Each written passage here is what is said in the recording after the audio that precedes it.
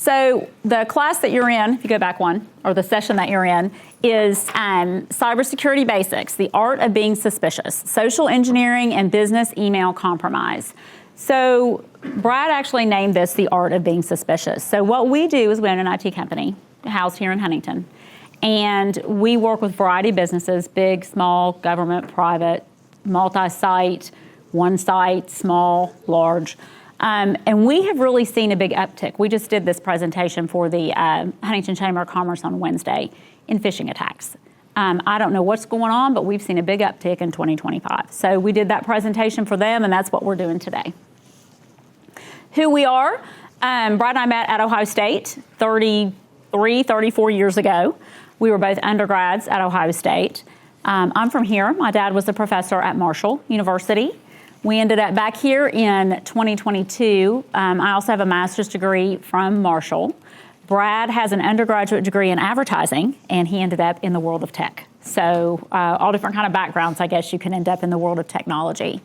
Brad has his master's in technology management, and he has 30 years plus? In the 90s. Started in the 90s.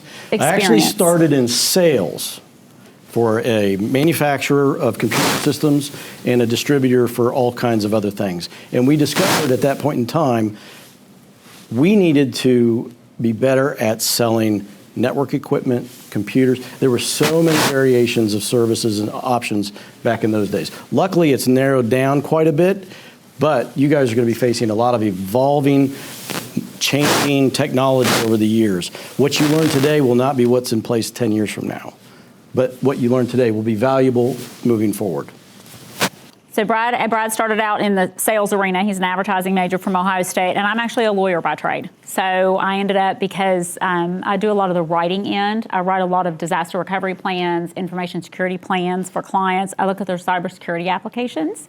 A lot of those aren't an A for effort anymore. You have to fill those out correctly in order to get coverage and in order for the insurance to pay. So I'm not a tech person by design, but I do have an attention to detail, which helps in this arena. We own Digit3, like I said, in Huntington, West Virginia.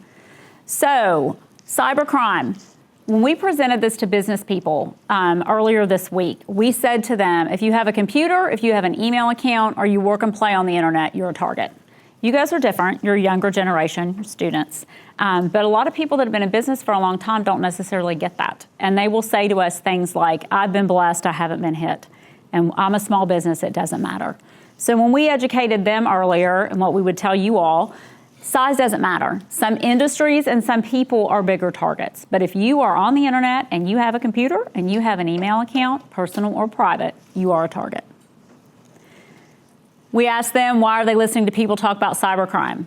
Cybercrime is big business, $10.5 trillion annually in 2025. Big money. The bad guys are getting rich every day off cybercrime, and that's why they do it. There's money there. What is phishing? Have you guys heard of phishing? Obviously, right? I'm sure you guys have heard about it all the time.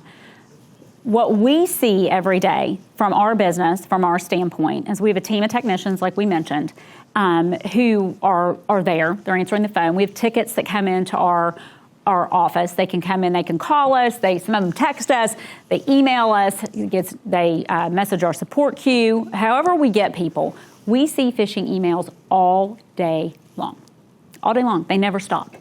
So phishing is a social engineering. It's a cybercrime using social engineering, and the bad actors cast, hence the fish, fraudulent communications that appear to come from legitimate, reputable sources like industry partners, colleagues, or acquaintances. Every day we see this. This is just a slide. I'm sure you guys have seen it in class before.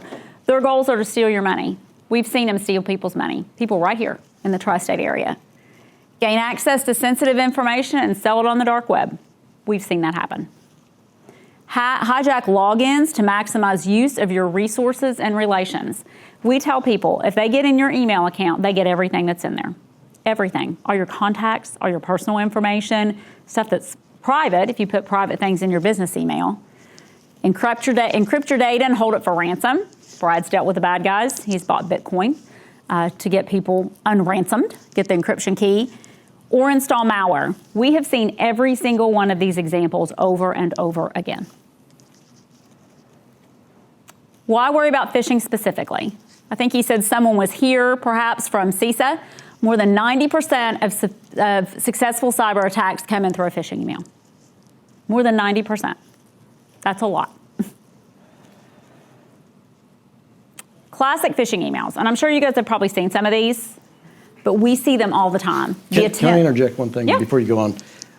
A lot of things you'll learn over time is, you need a firewall, you need certain protections, hardware, or ways to basically separate yourself from the outside world. It used to be people would come in through those methods. They would try to get into your network. They try to attach to things within your network. Why do that when we're moving everything out to the cloud? It's a lot easier to go through people.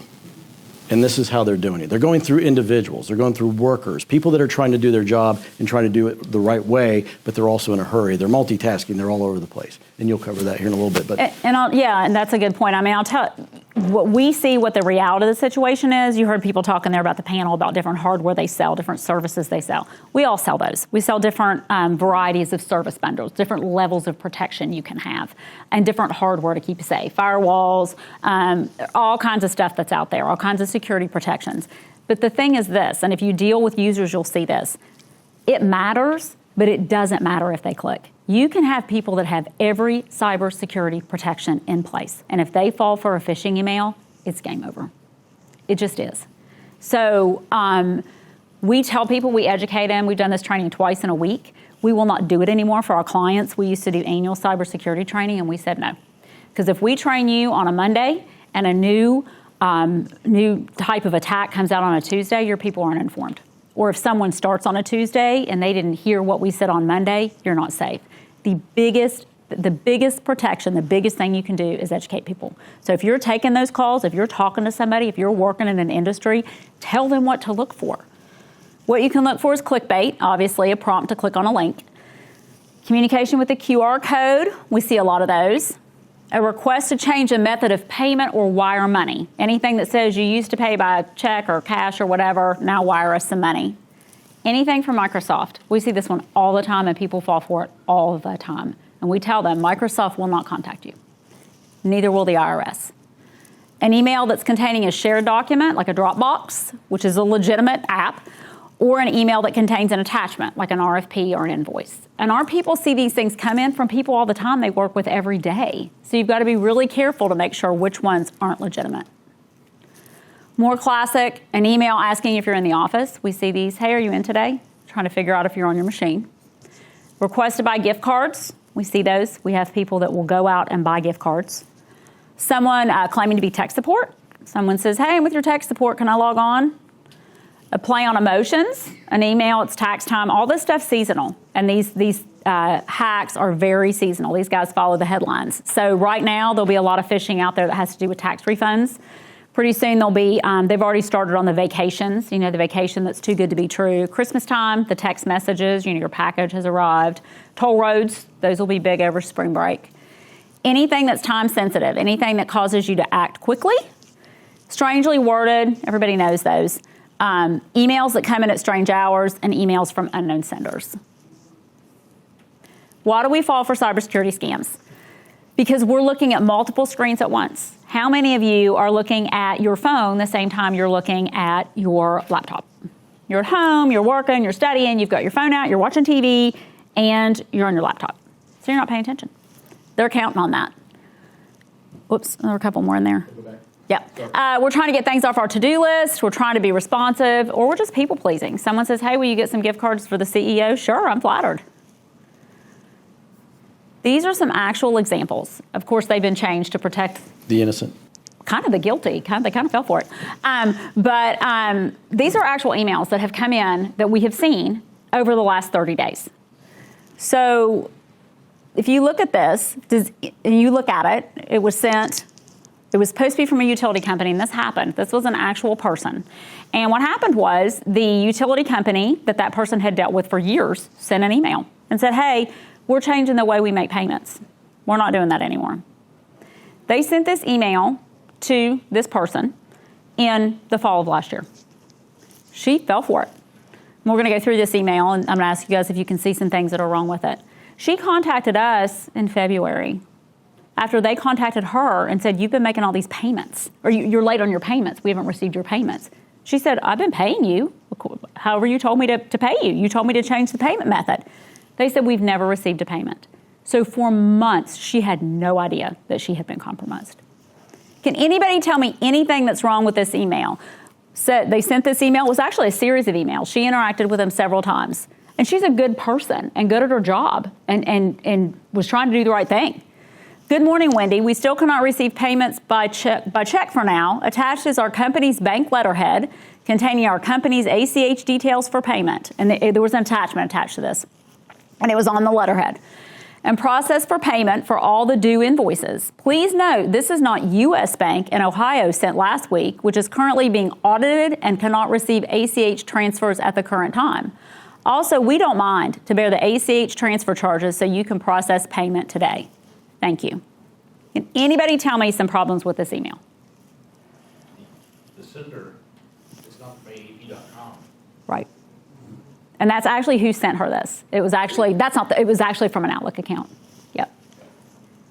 Anybody else? I'd say the last line, like we don't mind the bear ACH transfer charges. Yep. That's way out there. That'll never happen. Yep. Somebody over here? It's like overall just worded really weird. Yeah, I mean, look at companies. Look how they spelled companies. Yeah. And I mean, who's going to believe, and they changed banks.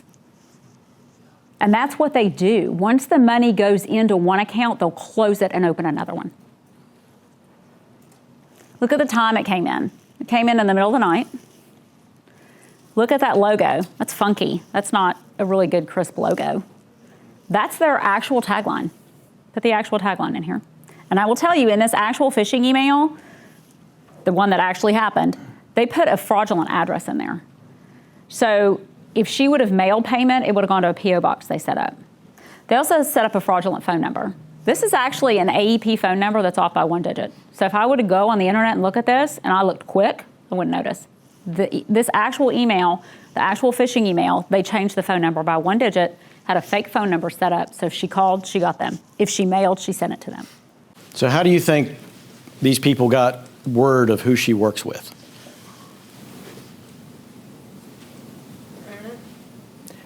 They actually hacked into the recipient's email account.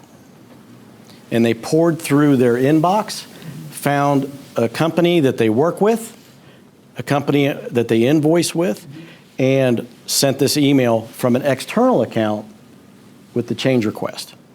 So they went in and they looked for opportunities within her email box, sent her this email, and even worked it for weeks, I believe, with several interactions, setting up the ACH transfer.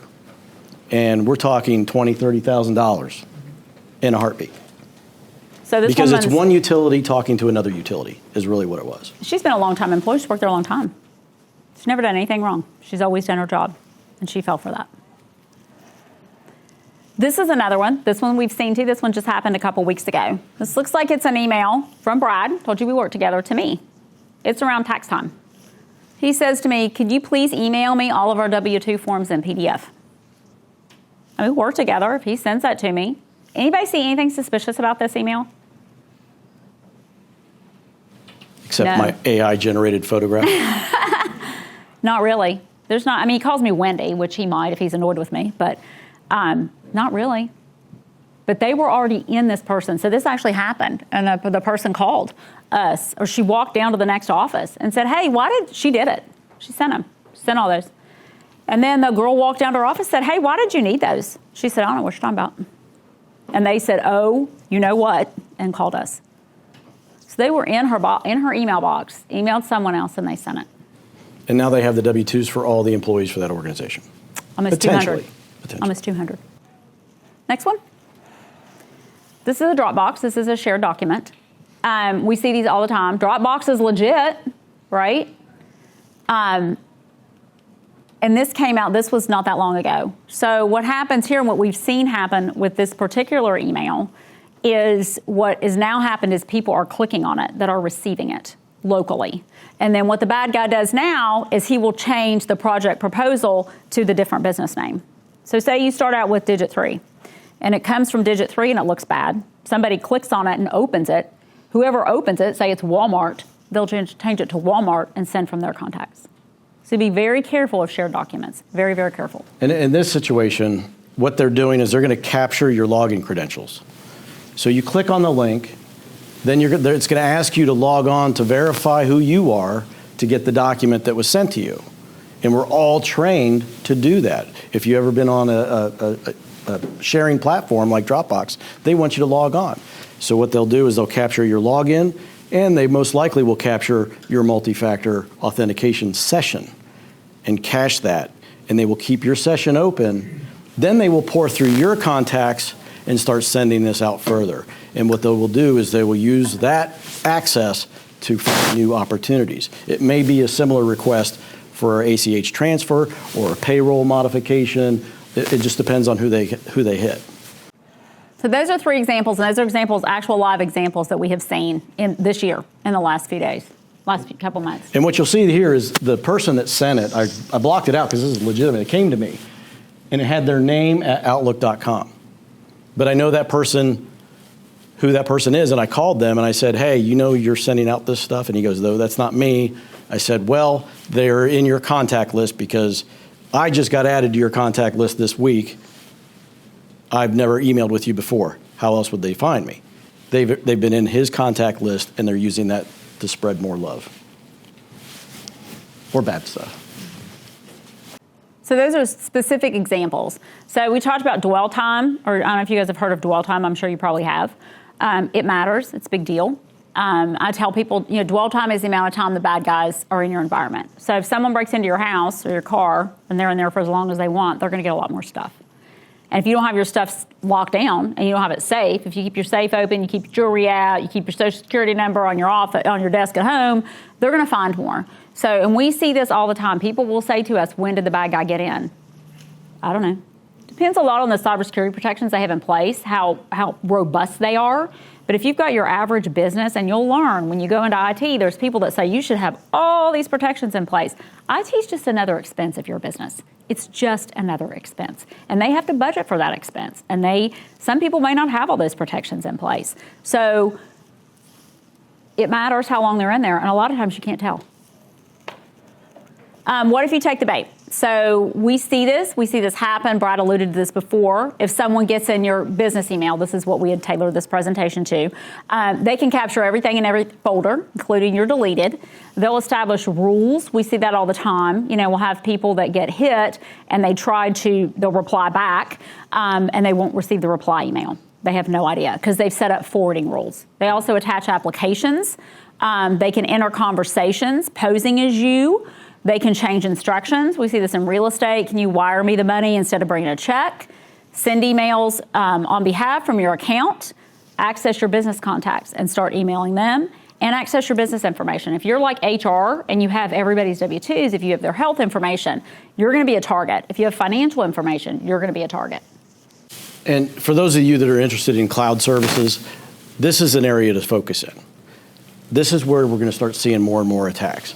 And part of that reason is whatever access they gain from whoever they hack, they have that person's access.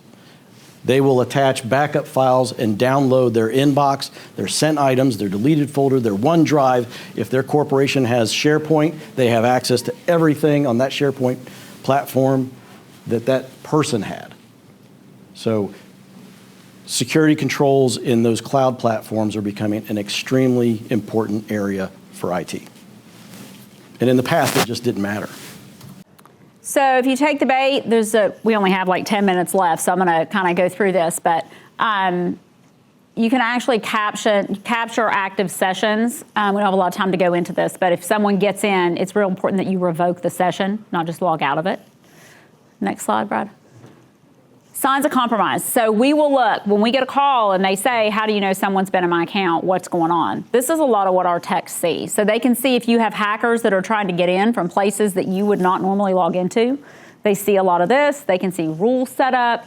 They can see the logins, the rules set up, strange things that don't look like the sender.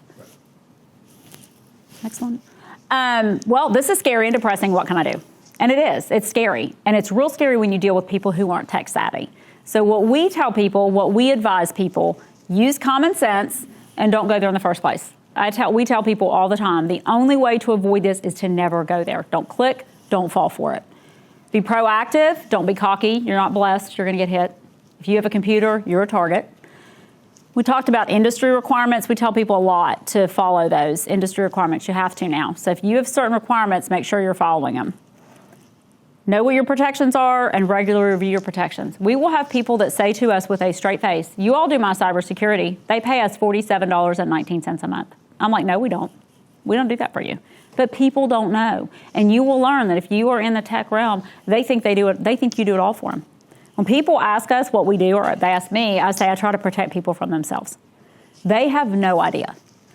So cybersecurity, cyber self-defense, what does your security suite look like? We tell people we offer a variety of services, a variety of different bundles of services. So as cybersecurity threats have evolved, so has the need for protections. So we ask businesses, what are you doing to keep your businesses safe? There's all kinds of products that we offer, and every IT company will offer all these products. Cybersecurity awareness platforms, filterings, EDR, SOC, SIEM, we have all of it. We tell people, we educate them, of course, to look at the sender address, hover over it, see who it's sent from. If you're looking at phishing, look at the domain and never divulge your login credentials. For whatever reason, people love to give their login credentials away. They love it. They give away their username and password like candy at Halloween. I don't know why, but they do. We tell people pause and pick up the phone. I received a message last night from a law firm, and it had to do with breach. And I knew about the breach, and I knew I'd probably get something for a law firm. I did not open that attachment. I went on the internet, I Googled the law firm, I called the person at a number there and said, did you just send me an email with an attachment? And she said, yeah. And I said, your law firm that deals in cybersecurity, and I've never heard from you before. And she said, oh, good point. She asked me for some information. I still didn't call her back. I didn't reply to the email. Called the client and said, on the way here, and said, is this person legitimate? And they said, absolutely. That's the kind of steps you have to take. Don't trust the contact information. I brought that up before. This is kind of a new thing that we're seeing. Go to the actual website. If they send you an email and it has an address and it has a phone number, it's a lie. So don't trust it for sure. It could be fake. Well, the other thing we tell people is if you think you've been phished, don't communicate in the medium in which you've been phished. We will have people email back and forth. Is this you? Is this legit? Hey, this sounds like it's worded funny. The Dropbox email, we had an actual client message back. This doesn't sound like you. We don't think that the person that sent the Dropbox ever got the email because the bad guys were already in the inbox. They were already forwarding out replies. So if you get a phish, don't reply back by email. Passwords are important. I'm sure you guys know that. We're preaching to the choir here. I had a friend of mine, Brad and I were going to lunch one day, and we walked back, and I said, looking at her license plate, I said, is that her password? He said, yeah. She put her password on her license plate. And I called her. I said, is that your password on your license plate? She said, yeah. She thought it was hilarious. Yeah, don't do that. Be very mindful of your passwords. When you work with people, tell them to be very mindful. We're big proponents of passphrases, not passwords, because people don't remember them. And just be understanding that some people you can't fix, because she also went out and bought gift cards. She did. She for bought gift Apple cards. support. Yeah, she did. She bought gift cards. Brad's got a little chart here, Yep. and he reviews this with people, talks to them about attacks and the time. You know, if your password length. Yep. Go ahead. So passwords are definitely needing to be more complicated than they used to be. You know, 4-digit PIN doesn't work anymore. What you can see is the current hacking software, the algorithm, whatever they use, how fast can they actually decrypt or find a password or do a brute force attack and solve for a password. You can see, instantly across the board for the first 5-6 rows. What we recommend is that you use passphrases. Use a passphrase like, I love my big brown dog. And then maybe within that, put in some different characters for different letters and capitalizations. And you can say this kind of stuff to people, and you'll see when you get in the real world, those people who own businesses, I mean, their livelihood, they spend their lives building these businesses. And they will say things like, can you enforce that for everybody but me? Mm-hmm. I don't want to have to put 5 characters in. That's the real world. I am not a big advocate for those that constantly have to replace their passwords or every 90 days have to put in a new password. I'm not a big advocate. because you need passwords to be fairly personal, and you need them to be able to be remembered.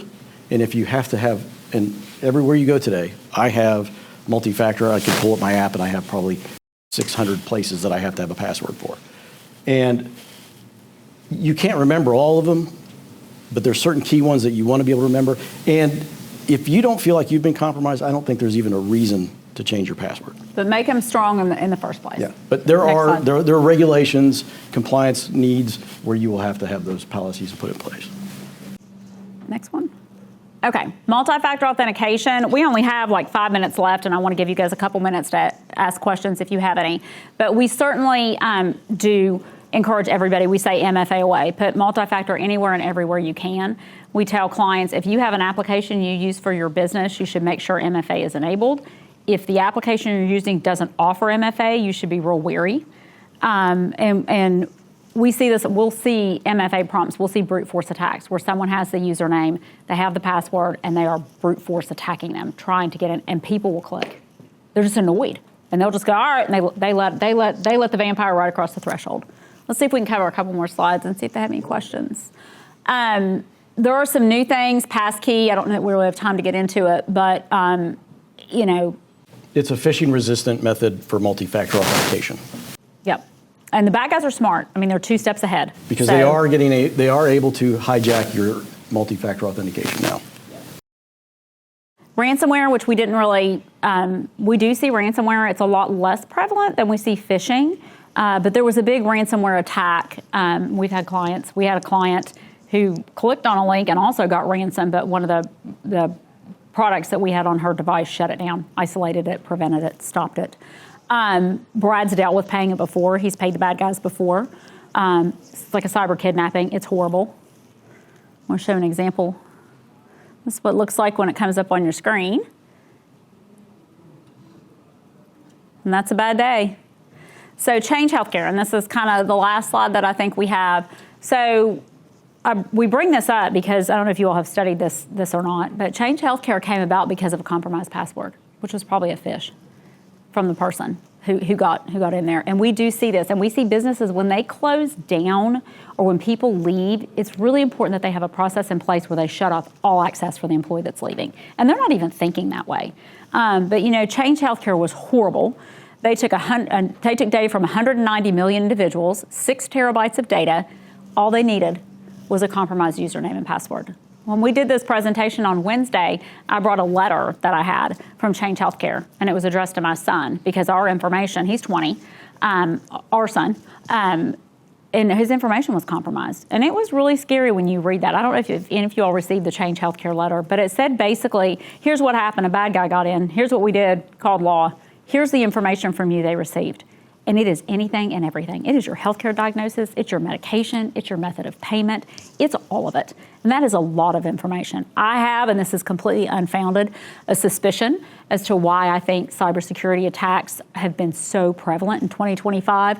And it's this sentence right here. More than a year after the data was exfiltrated from its network, some affected individuals are only just being notified that their data was stolen. I think we're seeing the ramifications of the breach that happened last spring. I think the information that got out there is starting to trickle down, and they've got it, and they're getting into people's stuff. That being said, this was an hour presentation. We tried to condense it down. Do you all have any questions for us? Anything? Anything you can think about? You must have bored them. Hey, would you care? I know you mentioned this a lot, which is an ACH. Yep. A lot of people in here may not know what that is. Okay. Could you kind of talk about that just a little bit, if you don't mind? I use that a lot, but maybe some of it. So everybody's seen a paper check, right? You put your name on it, you sign it, you put who it's to, you put the amount on it. An ACH is essentially an electronic version of that. You have a negotiation between one bank and another bank to send money from your account to their account. So that's basically an exchange of money without having to touch it. So electronic transfer. The other options are wire transfers, and those are a little more in-depth, and it's usually for larger sums of money. But an ACH is typically how you might pay somebody in today's world. Like when I pay our staff, we do direct deposit. It's taking it out of our account and dropping it, that payment right on Monday morning for them to have in their account. So That's an ACH transfer. So, and what you see happen is with the bad guys, there's a thing that, like I said, I was a lawyer, so I'll tell you, there's a thing in banking called the properly payable rule. And what that means is if you say, hey, bank, pay this, and the bank pays it, it was properly paid. So in the example we gave you before where they said set up an ACH, the person that sent that directed that to be paid, and the bank paid it. So they're not getting any money back. You can't look at the bank. The bank did what you told them to do. The thing about ACH is it goes like that. And what the bad guys do is they will set up accounts. They will have you wire money to them. You see a lot in real estate transactions. When you all get old enough to buy a house, they'll say, hey, wire the money. So the money goes, and the bad guys will collect these accounts, and then they'll close them. It's gone. And they'll set up another account. So be very wary if someone asks you to pay electronically. Any other questions? Anything? All right. Well, I hope you all enjoy your day. We got you out of here exactly 11:30. Thank you all. Thank you.